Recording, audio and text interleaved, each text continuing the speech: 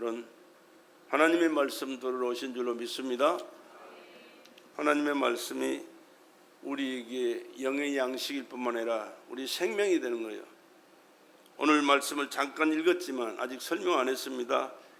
하나님께서 찾아 기름 부어 세웠더니 한량없는 은혜와 축복을 받는 사람이 되거든요. 다윗처럼 훌륭한 사람, 축복받은 사람이 세상에 어디 있겠어요?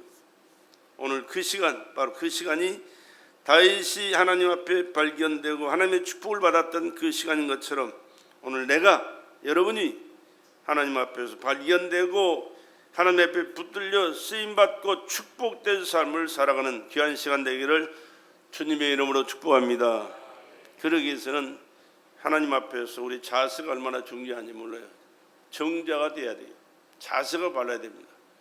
똑바로 앉아 주십시오. 그리고 목사를 뒷사람 뒤통수에 가려서 안 보이면 안 돼요. 피키 앉으세요. 자리가 넓으니까 절대 안 보이면 안 돼요.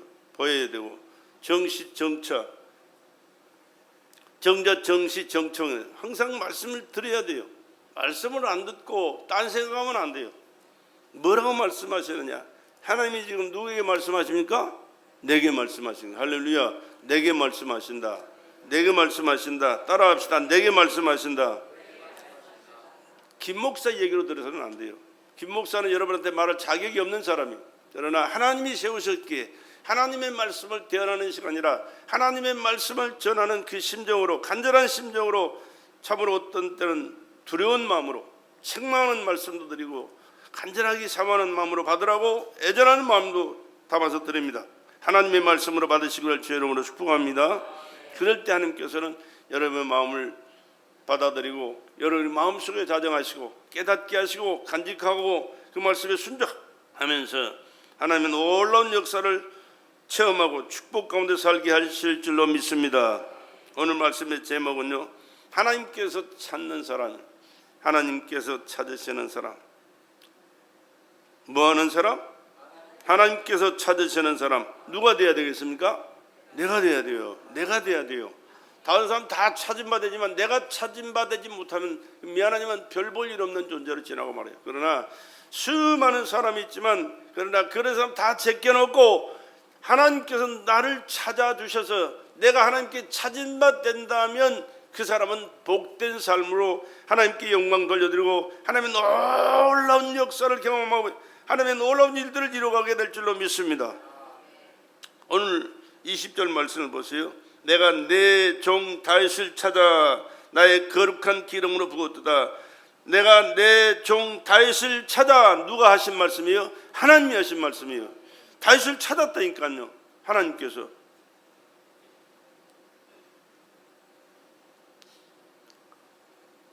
내가 내 종 다윗을 찾아 나의 거룩한 기름을 그에게 부었도다. 하나님께서 거룩한 기름, 성령의 충만한 은혜를 베풀어 주셨고 그의 삶이 완벽하게 변화되는 역사를 허락해 주실 줄로 믿습니다. 그런데 이 찾은 다윗은 어떤 사람이었느냐? 목동이었어요. 목동. 양치는 목동. 양이나 많이 쳤간디요 몇 마리 안 되는 양을 쳤어요. 그러나 하나님이 보실 때 몇 마리 안 되는 양을 치는 다윗이지만 보통 사람이 아니라 보통 사람은 다르다는 사람이에요. 그래서 그가 어떻게 됩니까? 이스라엘의 왕이 되잖아요. 할렐루야. 하나님께 찾음받고 하나님께서 은혜를 베풀어 주시면 상상할 수 없는 놀라운 일들이 여러분의 생애 가운데도 펼쳐지게 될 줄로 믿습니다. 사도행전 13장 21절을 봅시다. 사도행전 13장 21절. 하나님께서 다윗을 찾았는데 그 다윗이 어떤 사람이 됐느냐? 여기 기록이 남아 있어요. 그 후에 저희가 왕을 구하거늘 하나님이 베냐민 지파 사람 기스의 아들 사울을 40년간 주셨다가 패하시고 왕을 세우시는 분이 누구인지 아세요? 하나님이세요. 나라를 세우시는 분이 누구신지 아세요? 하나님이세요. 사람을 이 땅에 보내신 분이 누구신지 아세요? 하나님이세요. 이 세상에서 그만 살도록 생명을 걷어가시는 분이 누구신지 아세요? 하나님이세요. 우리는 시시한 분을 만나기 위해서 예비하기 위해서 온 게 아니고 생사화복을 주장하시는 하나님을 만나고 그 하나님의 말씀을 듣기 위해서 나온 이 시간인 줄 믿습니다. 22절을 보세요. 다윗을 왕으로 세우시고 시편 89편 20절에 내가 내 종 다윗을 찾아 나의 거룩한 기름을 부었도다. 찾아서 거룩한 기름을 부은 결과가 어떻게 되냐? 다윗을 이스라엘 왕으로 세우시고 증거하여 가라사대 내가 이새의 아들 다윗을 만나니 내 마음이 합한 사람이라. 하나님 마음이 합한 사람이라. 하나님의 뜻을 다 이루게 하리라 하셨더니 하나님이 약속하신 대로 이 사람을 씨에서 이스라엘을 위하여 구주를 세우셔서 이곳 예수라.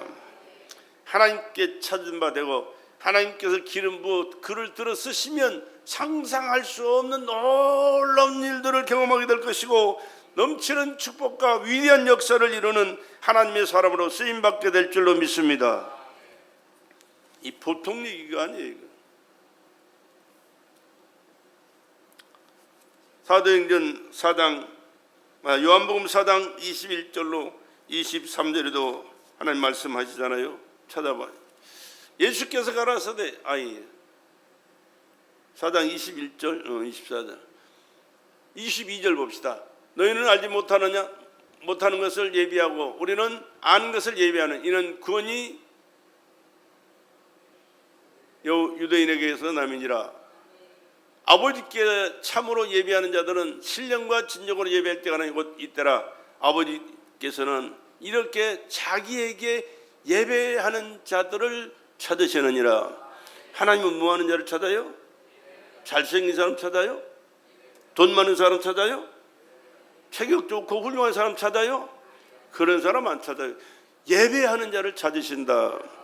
오늘 또 예배하는 여러분을 하나님께서 불꽃 같은 눈으로 지켜보고 계시고 찾고 계시는 줄로 믿습니다. 과연 누가 내 마음에 합한 사람으로 하나님을 예배하느냐? 하나님의 말씀을 듣고 간직하고 그 말씀대로 순종하느냐? 하나님의 뜻이 무엇인가를 알고 그 뜻대로 살려고 몸부림치고 애쓰느냐? 그런 사람을 찾고 계신다 그 말입니다. 그리고 하나님께서 보실 때 하나님께서 찾는 그 자격을 갖추고 있는 사람을 발견하게 되면 다윗을 들어 쓰시고 높이 세워 영광 받으시고 역사하셨듯이 여러분의 삶을 생애가 변화되는 역사를 경험하게 될 줄로 믿습니다. 하나님 그렇게 하기 위해서 교회를 세우신 거예요. 교회를 세우셔서 불러주십니다. 그리고 모아주셔서 하나님 앞에 예비하게 하십니다. 세례를 주고 가르쳐 지키게 하라 말씀하시면서 가르치고 전파하며 고치는 사역을 교회를 중심으로 지금도 하고 계신 분이 하나님의 역사인 줄로 믿습니다. 내가 내 종 다윗을 찾아 나의 거룩한 기름을 부었다. 거룩한 기름 부었다. 성령의 충만한 은혜를 그에게 허락하셨다 그 말입니다. 오늘 또 아침에 나와서 저는 그렇게 기도했습니다. 하나님, 나는 아무것도 알 수 없는 부족하고 무능한 존재입니다. 그러나 하나님께서 세우셨사오니 말씀 가운데 기름 부어 주시옵소서. 성령의 기름으로 말씀이 선포되게 하여 주시고 성도들에게 말씀을 사모하는 마음, 성령으로 충만하여 말씀을 깨닫는 은혜를, 말씀을 간직하고 그 말씀에 순종하는 삶을 살아가도록 성령께서 함께 하셔서 기름 부어 주시고 보장하여 주시옵소서. 이러한 심정으로 하나님 앞에 기도했습니다. 다윗을 만나니 내 마음이 합한 사람이라 내 뜻을 다 이루게 하리라. 그러더니 하나님께서 인류를 구원하실 메시아 예수 그리스도를 그를 통해서 보내셨다. 그의 후손으로 보내셨다. 다윗은 이스라엘 영적인 초대 왕입니다. 왕의 후손으로 오신 분이 왕이요 우리의 영원히 다스릴 나의 왕, 여러분의 왕, 인류의 왕이 되신 줄로 믿습니다. 그분이 누구시라고요? 예수거든요.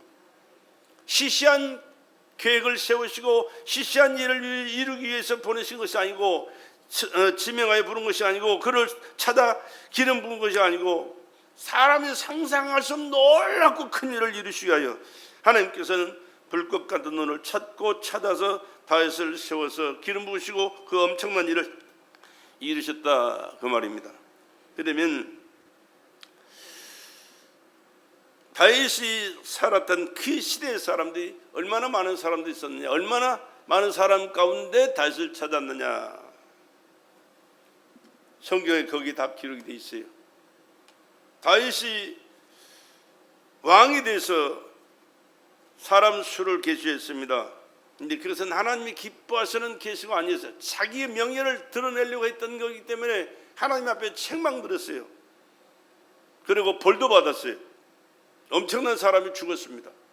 하나님의 말씀을 거역하거나 하나님의 뜻을 거역하고 지 뜻대로 지 맘대로 하면 왕이라도 하나님께서 용납할 수가 없어요. 얼마나 무섭고 두려운 하나님인지 몰라요. 그런데 하나님께서 그렇게 잘못한 다윗이었지만 벌을 주고 용서하시고 또 그 숫자가 지금 남아서 기록이 돼 있어서 오늘 우리들이 그때의 그 상황을 알게 되잖아요.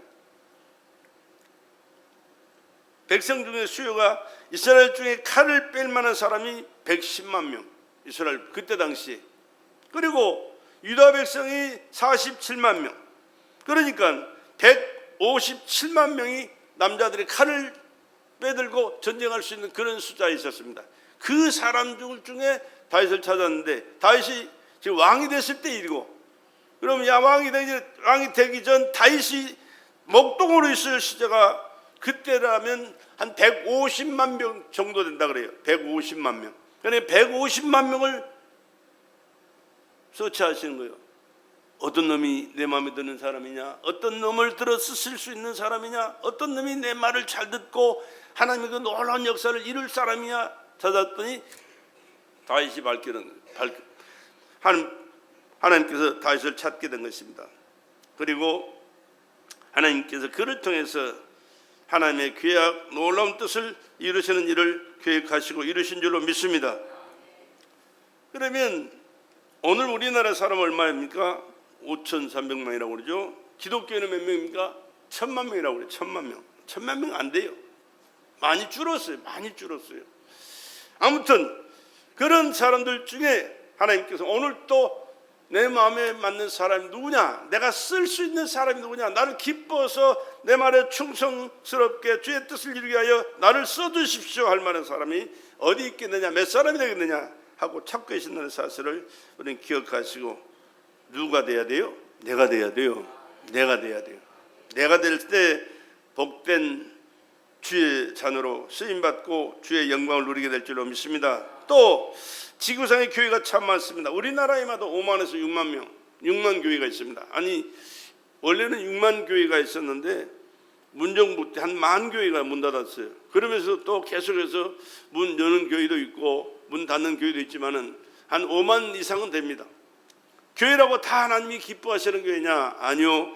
하나님께서 기뻐하시는 교회, 칭찬하시는 교회도 있지만 마음이 불편하시고 늘 걱정 근심하는 교회도 있다라, 그런 얘기입니다. 나는 간절히 소망하기는 우리 베델교회 성도들과 함께 베델교회가 하나님이 기쁨이 되고 하나님이 은혜를 베풀어 주셔서 함께하는 그런 교회가 되기를 주의 이름으로 축복합니다. 다윗은 평신도였습니다. 평신도. 이세의 아들로서 8번째 아들이에요. 8번째 막내. 목동으로 어린 시절 살아요. 뿐만 아니라 그는 목동 생활하면서 물매를 던지는 그런 연습을 많이 한 사람이고, 또 악기를 만들어서 연주하면서 하나님 앞에 찬양을 많이 불렀던 사람이에요. 외롭고 힘든 목동이 삶을 살지만은 하나님의 마음을 따라가는 다윗이라는 사실을 거기서 깨달을 수가 있어요. 늘 하나님을 찬양합니다. 하나님 앞에 기도합니다. 하나님의 영광을 선포하면서 그 하나님 뜻대로 하나님이 기뻐하신 그 뜻을 어떻게 하면 살아갈까를 그 어린 다윗이 늘 사모했거든요. 근데 하나님은 그것을 기억하셨던,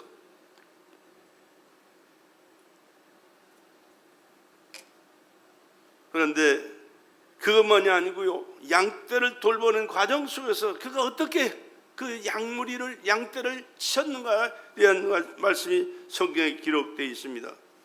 사무엘상 17장 34절 35절의 말씀, 사무엘상 17장 35절 34절.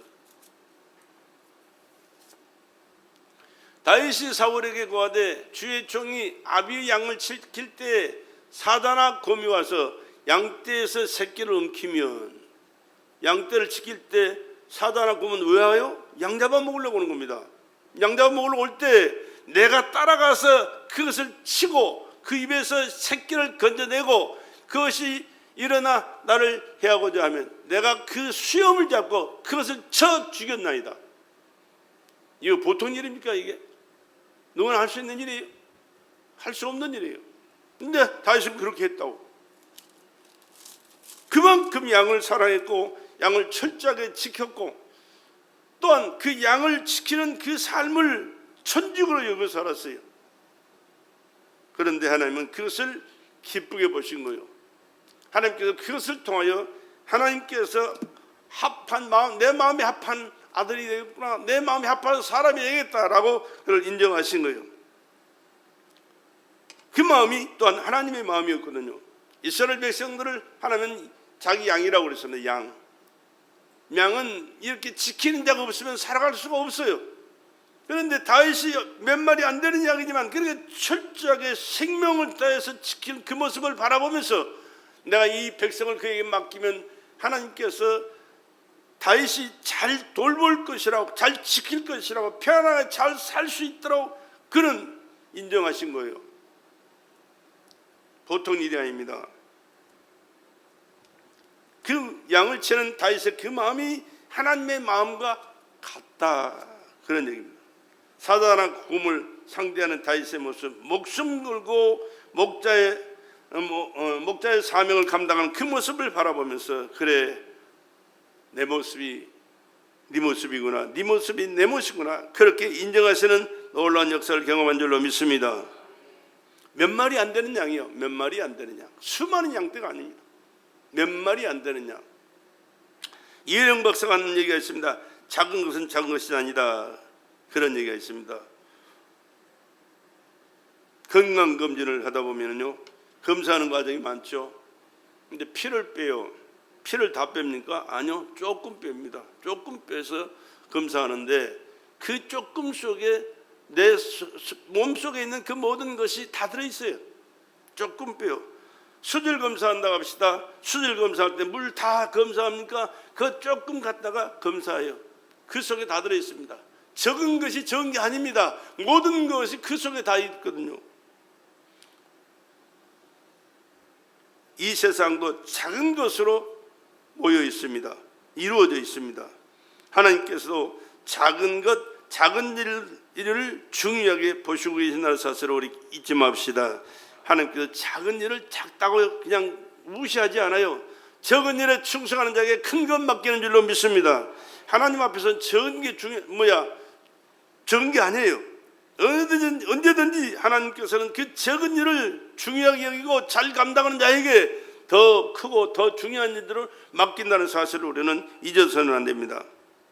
다윗은 그랬습니다. 그렇게 살았습니다. 양 한 마리죠. 양 한 마리도 그냥 보통으로 관리할 수가 없어서 생명을 다해서 간직했습니다.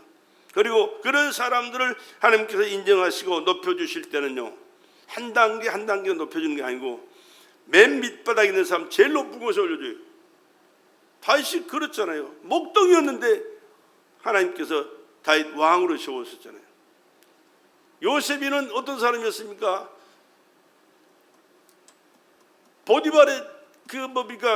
보디발의 그 누명을 쓰고 감옥에 들어가서 죄수 생활하고 있습니다. 죄수로 살아가고 있는데 하나님께서 그를 높여주니까 애굽의 총리가 되었습니다. 그때 당시 애굽 천지잖아요. 애굽보다 더 큰 나라가 없어요. 그러니까 애굽의 총리면 세상에서 제일 높은 자리에 있는 사람이요. 하나님께서 높이시면 이와 같이 높여주시는 역사를 경험하게 될 줄로 믿습니다. 오늘 우리의 삶에도 마찬가지입니다. 하나님 앞에서 한 걸음 한 걸음 나아가는 것 같지만 하나님께 때가 되면 높여주실 때는 엄청난 높이를 올려주신다는 사실을 기억하시면서 하나님 앞에서 다윗처럼 요셉처럼 믿음으로 인정받는 삶을 살 수 있게 주의 이름으로 축복합니다. 그래서 다윗은 평생 그렇게 살았습니다. 시편 18편 1절에서 3절 말씀을 봅시다. 시편 18편 나의 힘이 되신 여호와여 내가 주를 사랑하나이다. 나의 힘이 되신 여호와여 내가 주를 사랑하나이다. 여호와는 나의 반석이시오 나의 요새시오 나를 건지시는 자시오 나의 하나님이시오 나의 피할 바이시오 나의 방패시오 나의 구원의 뿌리시오 나의 산성이시로다. 내가 찬송받았을 여호와께 아뢰리니 내 원수들에게서 구원을 얻으리로다. 그렇게 말씀합니다. 다윗은 삶의 현장 속에 양 몇 마리 안 되지만 항상 하나님을 의식하고 살아갑니다. 그리고 그 하나님을 내가 사랑합니다 라고 고백해요. 하나님을 내가 사랑합니다. 사랑합니다. 하나님 사랑합니다. 자주 말씀드리죠. 오늘 또 우리 성식교대에 하나님을 사랑을 고백했습니다. 자꾸 내가 말씀을 드리지만 내가 말씀을 예배 드릴 때도 하나님을 사랑하기 때문에 사랑한 그 마음으로 예배를 드리자고 말입니다. 찬양할 때도 하나님을 사랑하는 그 마음으로 찬양을 드리자고 말입니다. 하나님 앞에 기도할 때도 내가 아쉬워서 아무렇게나 살더니만 내가 아쉬우니까 그때 가서 하나님 앞에 기도한 게 아니고 사랑하기 때문에 사랑하는 마음을 담아서 하나님 앞에 기도할 때 하나님께서 그 마음을 아시고 그 간절한 기도를 들으셔서 사랑으로 또한 하나님 앞에 하나님께서 응답하시고 보상해 주실 줄로 믿습니다. 성경에 위대한 인물들이 참 많이 있죠. 노아라는 사람이 있습니다. 방주를 지어서 하나님의 구원을 받았습니다. 여러분 방주를 지을 때 어저께 우리도 기도할 때 말씀을 잠깐 정리했지만은 방주를 짓는 목적이 뭐냐? 네 살기 위해서 방주 지으라고 그랬습니다. 하나님이 필요해서 방주 지은 게 아니고 방주를 지을 때 네 사는 길이 그 길이기 때문에 방주를 지으라고 했습니다. 오늘 우리가 예수 믿는 것은 하나님 위해서 믿어주는 게 아닙니다. 하나님을 믿을 때, 예수를 믿을 때 내가 살게 되고 내 가족이 살게 되고 내가 금세도 살고 내세도 살게 되는 줄로 믿습니다. 누굴 위해서 신앙생활 해주는 게 아니라니까요. 내가 살기 위해서 믿는 것이. 믿음의 조상 아브라함도 보십시오. 하나님의 말씀에 순종합니다. 독자를 바쳐라. 독자를 죽여서 제물로 바치는 그러한 큰 시험을 당해서도 순종했습니다. 그 믿음이 얼마나 귀합니까? 그러나 하나님을 사랑한다고 고백한 경우는 기사가 없어요. 하나님을 내가 사랑합니다라는 고백이 없다니까요. 모세도 마찬가지입니다. 모세가 얼마나 큰 일을 이루었습니까? 출애굽시키는 그 과정 속에 엄청난 일들을 이루었습니다. 그러나 무섭고 두려움으로 하나님 말씀에 순종했고 또한 이스라엘 백성들을 위해서 눈물로 기도했고 하나님의 뜻을 이루기 위하여 몸부림을 쳤지만 엄청난 일을 이루어서도 내가 하나님을 사랑합니다 고백한 기사가 없습니다. 그러나 다윗은 별 볼 일 없는 목동이었는데 내가 하나님을 사랑합니다. 내가 하나님을 사랑합니다. 내가 하나님을 사랑합니다. 사랑의 고백했다니까요. 그 고백을 들은 하나님이 어떻겠어요? 야, 뭐 이런 놈이 있냐 이거? 나를 사랑한다고? 얼마나 하나님이 감격하셨겠어요. 그렇기 때문에 가만히 있을 수가 없어서 하나님께서 그에게 은혜를 베풀어 주시고 축복하실 수밖에 없다는 사실을 여러분 기억하시고, 여러분 자꾸 말을 하다 보면요 나도 모르게 그렇게 삶을 살아가게 돼요. 사랑한다고 고백하시기 바랍니다. 하나님 사랑합니다. 주님 사랑합니다. 교회 사랑합니다. 성도 사랑합니다. 장모님 사랑합니다. 권사님 사랑합니다. 여러분 고백하시기 바랍니다. 그런 고백을 하면 여러분의 마음이 열리고 하나님께서 사랑의 은사를 주셔서 사랑할 수 있는 삶을 살게 되고 사랑의 열매를 맺도록 은혜를 베풀어 주실 줄로 믿습니다. 그것뿐만이 아닙니다. 시편 27편에 보십시오. 시편 27편 4절에 보니까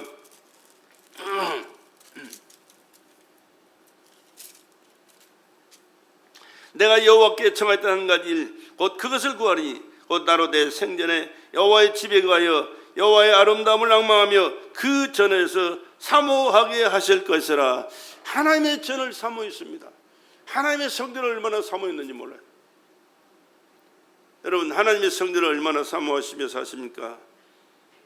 얼마나 관심을 갖고 신경을 쓰고 사십니까? 내가 얼마나 중요하게 생각하느냐에 따라서 관심을 갖게 되고요 신경을 쓰게 되어 있습니다. 내 집, 내 자식, 내 사업, 내 일터, 내가 관계된 사람들을 우리는 생각하지 않을 수가 없어요. 왜? 그거 없으면 삶의 과정 속에 여러 가지 어려운 일들이 있으니까. 그러나 더 중요한 것은 하나님을 사랑하고 하나님이 피로 값주고 세우신 교회를 사랑하고 관심 갖는 것이 얼마나 중요하다는 사실을 여러분 기억하시고 하나님의 선을 사랑하고 섬기고 하나님의 전에서 충성할 수 있기를 주의 이름으로 간절히 부탁을 드립니다. 다윗의 생애 중에는 약점도 많고 실수도 많았어요. 완벽한 사람이 아닙니다. 그뿐만이 아니라 큰 죄도 지었습니다. 살인죄, 간음죄, 산음죄까지 지었습니다. 그럼에도 불구하고 하나님을 사랑합니다. 물론 회개하지요. 회개했고 또 새로운 계기를 삼아서 더 열심히 충수하고 헌신하면서도 늘 하는 고백은 사랑합니다. 하나님 사랑합니다. 하나님 사랑합니다. 우리 한번 고백합시다. 옆 사람에게 한번 고백합시다. 내가 사랑합니다. 이름 불러가면서 사랑합니다. 사랑합니다. 사랑합니다. 사랑하는 대상이 있어야 돼요. 사랑이 있으면 사람은 사는 거예요. 그냥 돈 가지고 사는 게 아니에요. 세상 것, 육신의 것 충분하다고 사는 게 아니에요. 내 마음속에 진실한 사랑이 있을 때 그 사랑을 주고받고 사랑을 대화하면 나눌 때 사랑을 함께 이루어갈 때 삶의 가치가 있고 행복한 삶을 살아가게 되는 것이에요. 영적인 세계도 마찬가지. 하나님을 사랑하고 그 사랑을 깨닫고 그 말씀을 고백하면서 그 사랑을 실천하면서 살아갈 때 하나님의 은혜와 축복이 그의 삶 속에 넘치게 될 줄로 믿습니다. 마태복음 22장 37절로 40절에 예수님께서 하신 말씀이 있습니다. 마음을 다하고 목숨을 다하고 뜻을 다하여 주 너희 하나님을 사랑하라. 이웃을 사랑하라. 하나님 사랑, 이웃 사랑. 사랑의 비중은 같죠. 다 사랑이 하나님 사랑, 이웃 사랑도 똑같아요. 그러나 순서가 있어요. 하나님 사랑이 먼저입니다. 할렐루야. 하나님을 먼저 사랑해야 돼요. 하나님은 뒷전에 놔두고 인간 사랑하면 미안하지만 그건 잘못되고 말아요. 그러나 하나님 먼저 사랑하고 그 사랑에 힘입어 살면서 사랑하게 되면은 아름다운 사랑을 이룰 뿐만 아니라 함께 하나님의 사랑을 실천하면서 하나님의 놀라운 역사 가운데 살게 될 줄로 믿습니다. 하나님 사랑이 뭘로 나타납니까? 예배로 나타나는 거예요. 그래서 예배도 하나님을 사랑하는 마음으로 나와서 예배드리라 그래요. 자주 말씀드립니다만 찬양도 사랑하는 그 마음으로 찬양드려야 돼요. 하나님 앞에 기도할 때도 하나님 사랑하기 때문에 내가 이 모든 것을 주님께 맡기고 기도합니다. 그 사랑의 심정을 담아서 기도하오니 그 사랑을 받으시고 그 사랑의 은혜를 베풀어 주셔서 기도의 응답이 되도록 역사해 주시옵소서. 교회 봉사하고 헌신하고 물질 드릴 때도 사랑을 담아서 돼요. 사랑하는 마음이 없이 그냥 형식적으로 하는 것은 하나님이 안 기뻐하신다. 우리의 마음의 생각까지 다 아시는 분이 하나님이세요. 성경에 그런 경우가 있잖아요. 마르다 마리아, 예수님의 사랑을 얼마나 많이 받았습니까? 예수님이 그 마리아의 집에 갔을 때 마르다가 얼마나 열심히 음식을 장만했는지 몰라요. 근데 마리아는 어떻습니까? 예수님 발 앞에 앉아서 말씀을 들어요. 마르다는 바빠요. 언니인데 열심히 음식 장만해요. 예수님을 대접하려는 그 마음이 얼마나 기특하고 고맙습니까? 그런데 마리아는 꼼짝도 안 하고 예수님 발 앞에서 말씀 듣고 앉아 있거든요. 근데 불평이 들어요. 예수님, 마리아를 보내서 나를 좀 도와주라 하십시오. 그랬더니 예수님께 하시는 말씀이에요.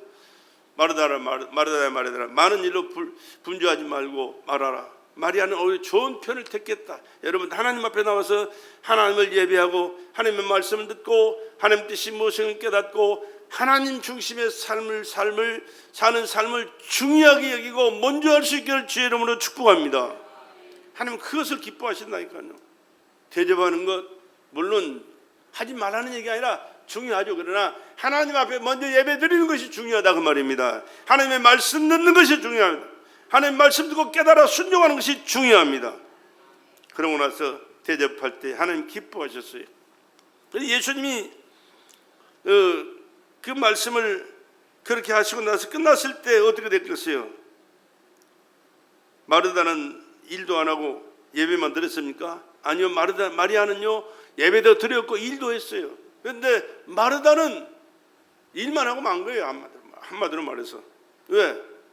그 마음이 이미 닫혀 있거든요. 마리아가 왜 그러면 예배도 드리고 일도 했을까요? 예수님 가신 다음에 설거지 누가 했겠어요? 마리아가 했겠죠.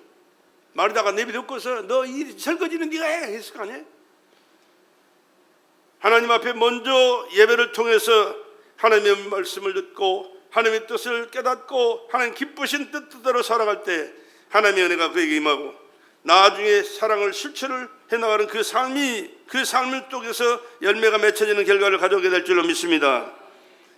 예수님께서 부활하시고 승천하시기 직전에 제자들을 찾아가셨어요. 특별히 베드로에게 묻는 말씀이 있습니다. 3번이나 물었어요. 요한복음 21장 15절 기자에 보면 베드로에게 네가 나를 이 사람들보다 나를 더 사랑하느냐? 그렇게 물어요.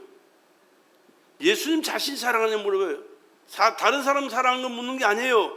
네가 나를 이런 다른 사람들보다 나를 더 사랑하느냐? 내 양을 치라. 내 양을 먹이라. 내 어린 양을 먹이라. 두 번째 또 그래요. 내 양을 치라. 세 번째도 나를 사랑하냐? 내 양을 먹이라. 다른 사람을 사랑하는 것이 아니고 주님 사랑이 먼저라는 사람, 하나님 사랑이 먼저라는 사실을 여러분 기억하시고, 하나님 사랑을 제일 중요하게 여기고 하나님 사랑을 제일 중요하게 여기고 제일 사랑하며 살 수 있기를 주의 이름으로 간절히 부탁을 드립니다. 주님 사랑해야 그 다음 일도 아름답게 이루어지고 아름다운 열매를 맺혀나가지. 사랑이 중요하지만 하나님 사랑이 먼저라는 사실을 여러분 항상 기억하시고, 하나님 사랑합니다, 교회 사랑합니다, 성도들을 사랑합니다, 이렇게 사랑을 실천하며 살아갈 수 있기를 주의 이름으로 간절히 부탁을 드립니다. 세상 사는 삶은 스펙이 얼마나 중요한지 몰라요. 많은 사람들에게 그 스펙을 자랑합니다. 나는 이런 스펙을 가지고 있어. 잘생겼어, 건강 있고, 또 환경 좋고, 물질 많고, 이런 배운 게 많고. 그런데 사람이 살다 보면요, 이런 것들에 얼마나 많은 질투를 하는지 몰라요. 목사들도 질투가 많아요. 우리 교인들이 잘 된다고 그러면 뭐 자다가도 벌떡벌떡 일어나 기뻐하지만은, 다른 교회 성도들이 잘 된다고 그러면요, 배가 슬슬 아파요. 참 못된 것이 있어요. 그런데 중요한 것은요, 하나님께서는 그런 것 보지 않고 하나님께서 보시는 게 따로 있다는 사실을 우리는 기억해야 돼요. 다윗이 그때 당시 있을 때, 그때 중요한 스펙은 뭐였어요? 골리앗이 최고의 스펙을 가진 사람이야. 최고의 큰 키에 체격 좋은, 체격에 힘 좋은 것, 또 모든 우렁찬 목소리, 한번 소리 지르면 이스라엘 장군들이 벌벌벌 떠는 그런 스펙을 가지고 있어. 그러냐, 그 사람 얘기할 필요 없어요. 왜? 이방 사람이니까 빼버리고. 그러면 이스라엘 사람으로서 스펙이 제일 좋은 사람이 누구 있어요? 사울 왕이에요. 사울 왕. 다른 사람보다 목이 하나가 더 있어요. 아마 지금으로 따지면 한 190 정도는 충분히 될 사람이에요. 체격 좋지, 잘생겼지, 사무엘상 9장에 보면은 그 가정 스펙이 얼마나 좋은지 몰라요.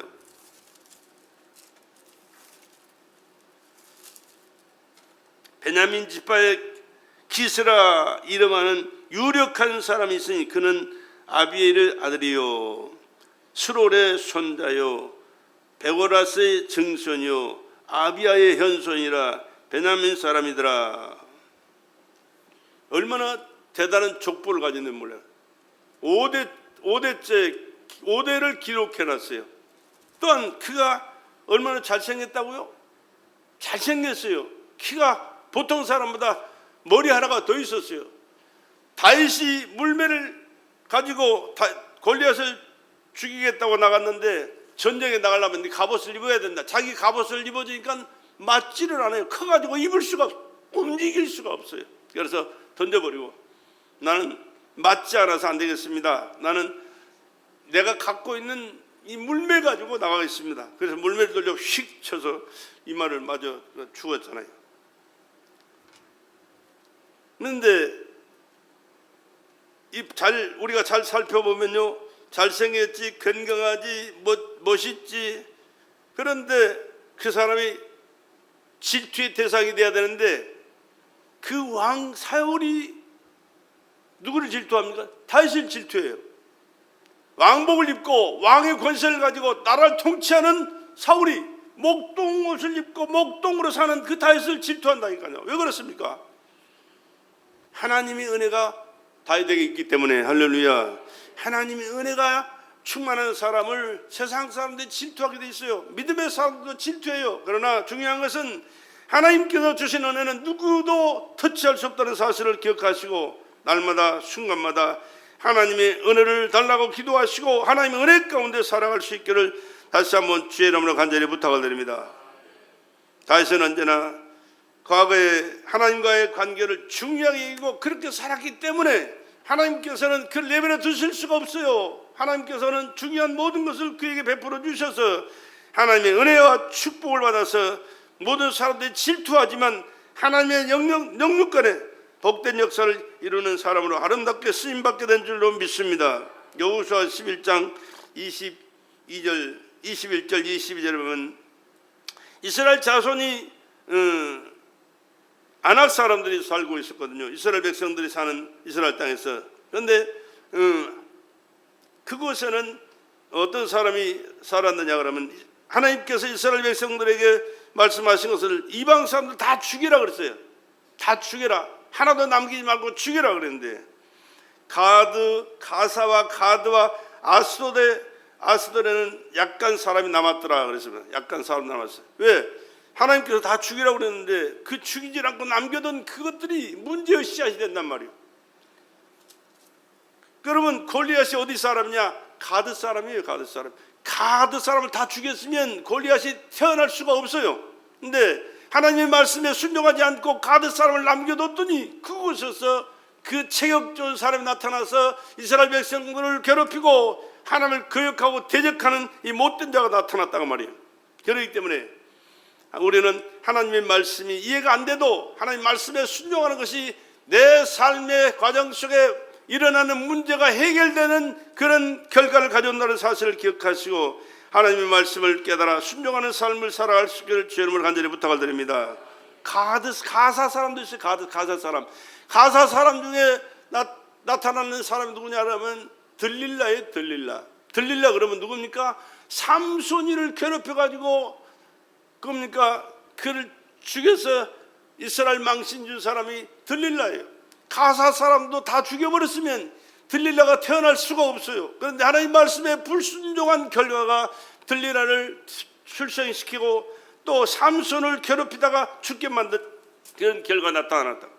그러니까 우리가 말씀을 다시 한번 살펴보면요, 하나님께서 말씀하신 말씀은 죽어도 순종하는 것이 내 삶 속에 복이고 하나님께 영광이고 하나님의 은혜와 축복 가운데 찾아 손손히 살게 된다는 사실을 기억하시고 하나님의 말씀은 무조건 순종하자.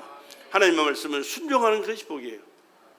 우리는 이해가 안 돼요. 이해 못하는 것이 너무 많아요. 그러나 우리는 몰라도 하나님은 다 알고 계십니다. 그 어떤 뜻이 어떤 결과가 나타난다는 사실을 알기 때문에 하신 말씀이에요.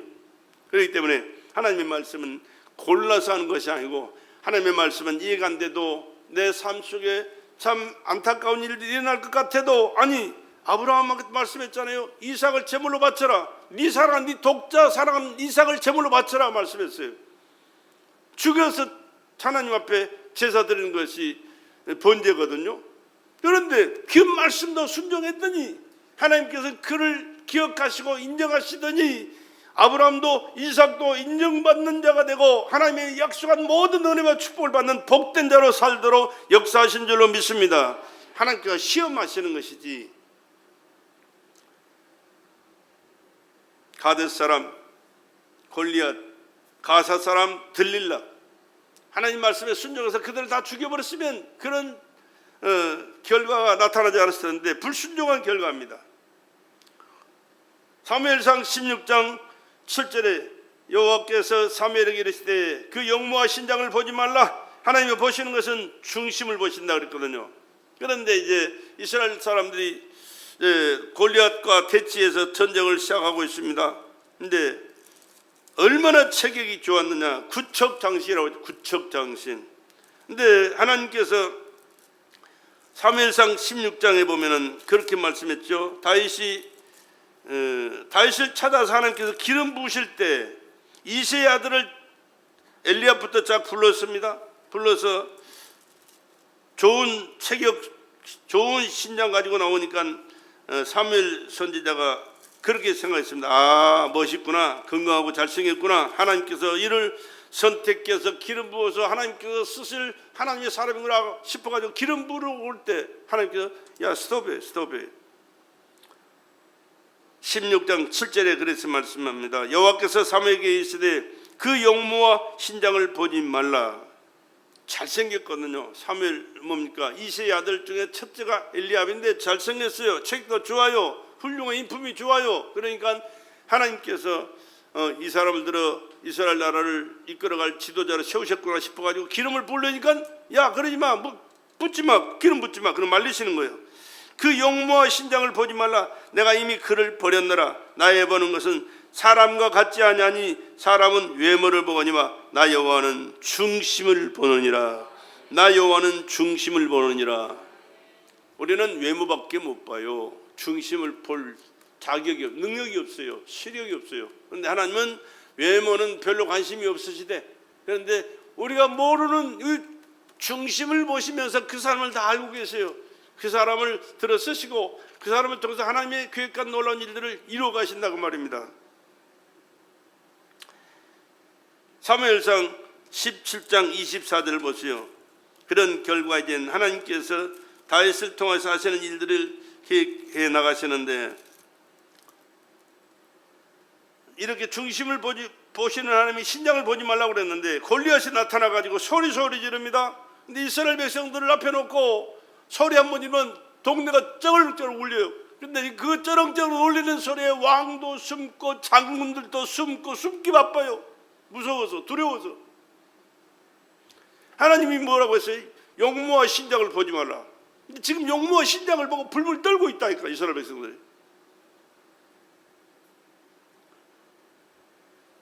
두려워서 도망합니다.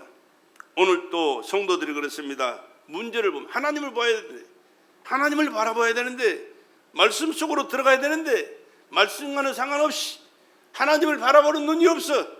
문제만 바라보고 환경만 바라보고 그 고통스러운 그런 것들만 바라보면서 무서워 부들부들 떨는 그런 모습들을 우리가 볼 수가 있어요.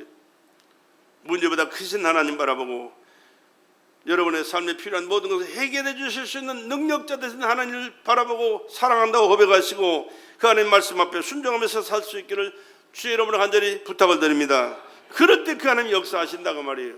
그럴 때 그 하나님께서 축복하신다고 말입니다. 그런데 다윗은요, 자기 형들도 장군, 다 장군이에요. 자기 형들이 장군이고 또 사울 왕도 장군이고 그 주변에 있는 사람들 장군들이 많아요. 체격 좋은 사람도 많고. 그런데 다윗에게 비교하면 그냥 어린아이에 지나지 않아요. 벌벌 떨고 있는데 어린 다윗은 그를 바라보면서 하는 소리가 나타나죠. 사무엘상 17장 26절에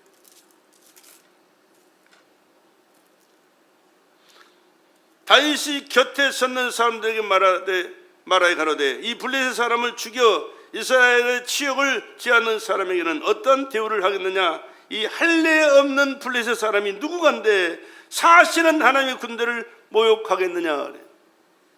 저를 죽여 없애면 왕이 어떤 상을 내리겠느냐. 그러면서 하는 말이요, 할례 받지 못한 사람, 할례 받지 못한 저 인간의 블레셋 사람이 누구간데 사실은 하나님의 군대를 모욕하느냐고 말이에요.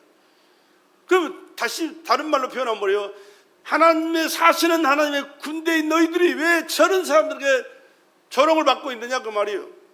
근데 자기가 나가서 할례 받지 못한 저 인간을 쳐 죽이겠다, 그 뜻이 거기 있습니다. 내가 누구라고요? 할례 받은 하나님의 백성이라고 말이에요. 할례 받은 하나님의 자녀라고 말입니다. 할례 받은 하나님의 보장 속에서 살아가는 사람이라고 합니다. 그런데 할례 받지 못한 저 벌벌이 없는 인간 앞에 왜 부들부들 떨고 자빠졌냐 그 말이. 다윗은 언제나 철저하게 하나님만 바라보고 하나님만 의지하고 하나님의 자녀인 자신을 늘 당당하게 사람 앞에서 자기 이름을 과시하면서 하나님의 영광 가운데 살게 된 줄로 믿습니다. 할례 받지 못한 그를 자기 죽여버리겠다고 말이에요. 왜? 하나님을 모욕하기 때문에 용서할 수가 없다고 말입니다. 사무엘 17장 45절 47절에 보십시오. 또 이르되 내게로 오라. 내가 내 고기를 공중의 새들과 들짐승에게 주리라. 다윗이 블레셋 사람에게 이르되 너는 칼과 창과 단창으로 내게 오거니와 나는 만군의 여호와의 이름 곧 내가 모욕하는 이스라엘 군대의 하나님의 이름으로 내게 가노라.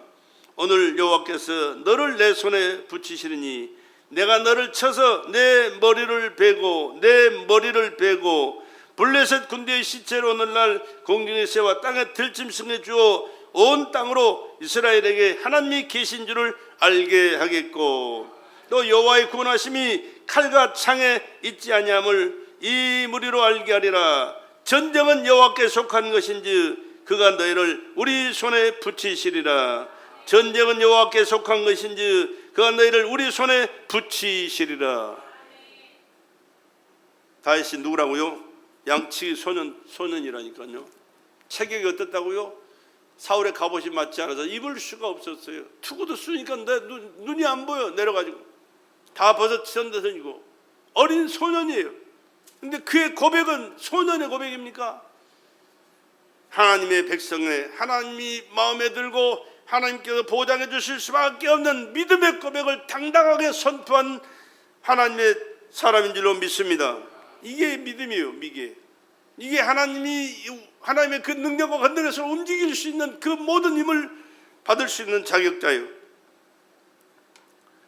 우리도 하나님의 이름을 망령되이 버리지 말고 그 하나님의 이름을 전능자로, 우리 모든 생사복을 주관하는 전능자로 인정하시고 고백하시면서 그 하나님이 나의 삶을 책임져 주시는 축복의 삶을 살아갈 수 있는 하나님의 사람들로 살기를 주의 이름으로 축복합니다. 골리앗이 얼마나 하나님의 이름을 모욕했는지 몰라요. 하나님의 이름을 모욕해서는 절대 안 되는 겁니다. 우리도 하나님의 이름을 망령되이 부르면 안 된다는 사실을 기억하시오. 예수 자주 부르니까 옆집에 이름 부르듯이 그냥 가치 없이 함부로 부르는 사람들이 얼마나 많아요. 나는 언제든지 그렇게 말씀해요. 예수 하니까 그렇게 쉽게 부를 수 있는 이름이 아니면 하늘과 땅의 모든 권세를 다 가신 이름이 예수인 줄로 믿습니다. 하늘과 땅의 모든 영광을 홀로 받으셔야 할 분이 이름이 예수인 줄로 믿습니다. 왜? 그분은 창조주시라니까요. 인간을 주신 생명의 주인이시라니까요. 역사를 주관하시는 전능자시라니까요. 우리 개개인의 생사 화복을 주장하신 분이 예수입니다. 예수 없으면 우리가 하나님을 섬길 수 없어요. 예수가 우리의 죄를 대신해 죽으셨고 그 예수를 나의 구주로 믿을 수 있도록 은혜 베풀어 주셨고 내 안에 계셔서 성령으로 함께 하시기 때문에 우리는 하나님의 자녀가 됐고 천국 백성으로 살게 된 줄로 믿습니다. 예수보다 더 귀한 이름 어디가 있어요? 예수보다 더 중요한 이름이 어디가 있어요? 예수보다 더 위대한 이름이 어디가 있어요? 오늘 예수 앞에 나와서 우리는 하나님 앞에 예배되는 하나님의 자녀인 줄로 믿습니다. 그렇기 때문에 예수를 귀하게 여겨야 되고 하나님의 말씀을 함부로 가볍게 불러서는 안 된다고 말이에요. 사무엘상 2장 30절에 하나님께서 엘리 제사장 아들들에게 그렇게 말씀했어요. 나를 존중히 여기는 자를 내가 존중히 여기고 나를 멸시하는 자를 내가 경멸히 여기리라. 그래 그를 다 죽여버렸어요. 얼마나 무섭고 두려운 하나님인지 몰라요. 출애굽기 20장 7절에 너는 너의 하나님 여호와 이름을 망령되이 일컫지 말라. 나 여호와는 나의 이름을 망령되이 일컫는 자를 죄 없다 하지 아니하리라. 하나님은 영광 받으셔야 할 분이요 세세도록 존귀영을 홀로 받으실 분이 여호와 하나님이시고 예수 그리스도인 줄로 믿습니다. 하나님의 자녀답게 받은 일 헤아려가면서 감사와 존귀와 영광을 하나님께 항상 돌려드릴 수 있는 저와 여러분 되시기를 주의 이름으로 간곡히 부탁을 드립니다. 하나님의 자녀의 자존심을 가지고 하나님을 섬기고 하나님의 베푸신 은혜 가운데서 세상을 이기고 마귀를 물리치고 날마다 믿음의 영육간의 승리와 축복의 삶을 살아갈 수 있기를 다시 한번 주의 이름으로 간절히 부탁을 드립니다. 다윗의 자존심이 하나님 보시기에 좋았더라고 말입니다. 어린 소년이 벌벌 떠는 장군들과 왕 앞에서 이렇게 고백하잖아요. 만군의 하나님의 이름으로 내게 가노라. 너는 창과 칼로 내게 오거냐. 난 만군의 여호와 이름으로 간다. 만군의 여호와가 너를 내 손에 붙여주셨고 네 목을 잘라 죽이겠다고 말이에요. 하나님이 함께 하시기 때문에, 하나님이 역사하시기 때문에, 하나님이 보장하시기 때문에. 그리고 이 다윗은 그 자존심이 얼마나 대단한지 몰라. 사무엘하 보면은요, 사무엘하 5장에 보면 하나님께서 이 다윗에게 주신 자존심이 그거 가지고 있어요. 항상 그 마음속에 가지고 있었어요. 시온성을 빼앗겠다는 그 자존심이 있습니다. 시온성이 어디냐 그러면 예루살렘 안에 있는 뭡니까? 이스라엘 나라 안에 있는 예루살렘 성을 얘기하거든요. 이스라엘 나라가 있는데 그 안에 여부수 사람이 한 곳을 차지하고 있어요. 거기가 시온성이 있는 곳입니다. 근데 그곳을 아직까지 찾지를 못했어요. 근데 그 세월이 어느 세월이 얼마나 됐느냐, 400년이라는 세월이 그 여부수 족속이 그곳에서 차지하고 살고 있었어요. 이스라엘 나라가 점령을 해 들어갈 수가 없어. 얼마나 요새가 좋았던지.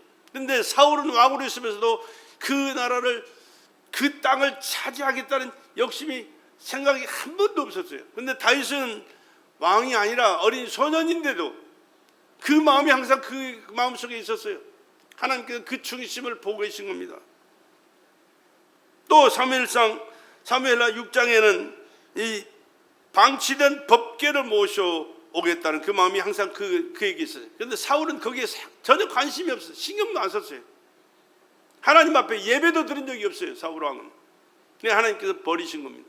그러나 다윗은 그 목동으로 살면서도 그런 마음이 가지고 있었다니까요. 그리고 사무엘상 7장에는요, 하나님의 성전을 지어드리고 싶은 마음이 그에게 있었어요. 여호수아 15장 63절에 거기에 대한 말씀이 기록되어 있는데요. 여호수아 15장 63절, 여부수 사람이 오늘까지 유다 자손과 함께 예루살렘에 거했다, 그런 말씀이 있습니다. 무슨 말이냐 그러면, 이스라엘 백성들이 차지할 땅인데, 믿음의 조상들에게 준 땅인데 빼앗겨가지고 그곳에 지금 잡족 여부수 족속이 거기서 400년을 살고 있었다니까요. 예루살렘 거민 여부수 사람을 유다 자손이 쫓아내지 못하였으므로 여부수 사람이 오늘날까지 유다 자손과 함께 예루살렘에 거하니라. 이것을 쫓아내고 싶은 마음이 다른 사람들은 없었는데, 다윗은 어리지만 하나님의 말씀을 통해서 하나님께서 주신 은혜를 자기가 되찾고 회복하고 싶어하는 그 마음이 그 마음속에 있었다고 말이에요. 그러니까 하나님께서 다윗을 보니 내 마음이 합한 사람이라 말씀하실 때 외모를 보고 말씀하셨겠어요? 그 중심을 보신 하나님께서 그 마음속에 가지고 있는 생각을 그냥 늘 관찰하고 계셨고 알고 계셨기에 그를 들어 쓰시고, 그를 통해서 하나님께서 계획한 놀라운 일들을 계획하시고 이루어지는 일을 이루신 줄로 믿습니다. 그러고 나서 이스라엘 백성들이 전쟁에 나가 다윗이 물매를 돌려 목을 죽였습니다. 그리고 목을 딱 쳤습니다. 그리고 골리앗의 칼을 빼가지고 그 칼을 쑤셔가지고 들고 다니고, 얼마나 놀라운 일이에요. 상상할 수 없는 일이에요. 무서운 일이고요. 그런데 그 머리를 들고 간 곳이 어디냐 그러면, 아직까지 빼앗지 못한 시온성 그 터를 가요. 그 터로. 다른 사람들은 전쟁 이겨가지고 막 상대방을 죽이고 막 물건 빼앗고 난리 버스를 치고 있는데, 다윗은 그 머리를 들고요. 다윗은 머리를 들고 간 곳이 어디냐 그러면, 거기 예루살렘 시온성 그쪽을 향해 갔다니까요. 왜 갔냐? 골리앗을 죽였지만 이제 다음에 내가 차지할 땅이 하나님께서 주신 그 성, 다윗성, 나중에 다윗성으로 이름을 바꿔 불렀는데, 거기에 가서 내가 이 다음은 여기다, 내가 차지할 땅이 여기다 그런 거예요. 보통 사람이 아니에요. 보통 사람이 아니에요. 그리고 나서 점령했습니다. 그리고 이름을 뭐라고 그러냐? 다윗성, 시온성, 솔로몬성, 그렇게 지었어요. 다시 한번 말씀드리면, 방치됐던 여호와께를 다시 찾아가잖아요. 법궤를 모셔오고요. 법궤를 모셔올 때는 어땠습니까? 덩실덩실 얼마나 좋아서 춤을 췄는지 몰라요. 왜? 하나님의 법궤가 방치되어 있어가지고 이방 가운데 있었어요. 근데 그것을 찾아와요. 물론 우사가 그 잘못 법궤를 모셔다가 즉사해서 누굽니까? 그 20년 동안이나 그 집에 모셨더니 하나님께서 복을 주셔가지고 얼마나 많은 복을 받았어요. 근데 거기에 두는 것이 안 좋아서 하나님 앞 법궤를 모셔왔을 때 덩실덩실 춤을 추니까 미갈이 비웃잖아요. 하나님 앞에서는 하는 것이다. 까불지 마라. 그때 저주한 그 저주를 받아서 그 부인은 평생 동안 저주받아 살아요. 얼마나 무서운 일들이 벌어지는지 몰라요. 하나님은 다윗을 찾아서 그 마음에 드는 다윗이라고 말씀하실 뿐만 아니라 그 마음에 간직한 그 모든 것을 아시고 또 그를 통해서 하나님 약속하신 말씀을 통하여 다 이루어지는 역사를 경험하도록 은혜 베풀어 주신 줄로 믿습니다. 오늘 우리가 하나님 앞에서 어떤 마음을 가지고 어떤 자세로 하나님을 섬기고 하나님 앞에 예배하고 하나님의 뜻이 무엇인가를 깨닫고 어떻게 순종하면서 충성스럽게 하나님의 뜻을 이루어드리고 하나님께 영광 돌려드리고 하나님의 주시는 축복 가운데 내가 살아야 되겠다라는 그 마음의 자세를 갖고 살아가느냐, 그 지켜보고 계시고 헤아리고 또한 발견되면 여러분을 다윗처럼 들어서시고 역사하시고 하나님의 마음에 합한 자로 영권 넘치는 복을 허락해 주실 줄로 믿습니다. 그런 믿음 달라고 기도하시고 성령으로 그 믿음의 삶을 사셔서 하나님 앞에 쓰임받고 인정받고 쓰임받고 영광 가운데 영원까지 축복된 삶을 살아가는 우리 베델의 성도들, 다윗과 같은 하나님의 기뻐하는 사람들 되기를 다시 한번 주의 이름으로 간절히 부탁과 함께 축복합니다.